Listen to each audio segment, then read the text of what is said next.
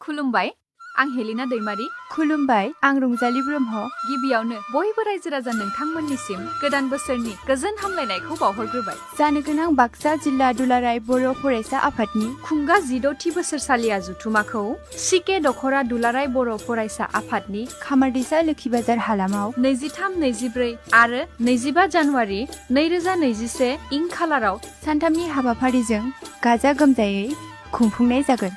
बे हाबाफारियाव दुलाराय बर' फरायसा आफादनि आफादगिरि मानगोनां दिपेन बर' आरो जर'खा आलासि महरै बिटिआरनि गाहाय मावफुं सोद्रोमा मुस्रि प्रमद बर'आ नुजाथिफैगोन।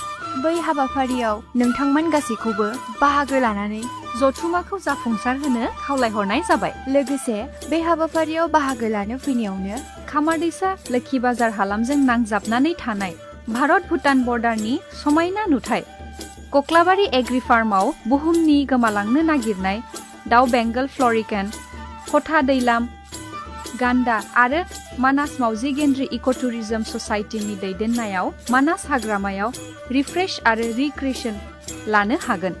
बेनिखायनो नोंथांमोनहा 2021 मायथाइनि बे गोदान बोसोरनि जानुवारि दानाव जथुमायाव बाहागो लानाय आरो बेरायग्लांनायनि खाबुखौ दानागार। गोजोन्थों। गोजोन्थों।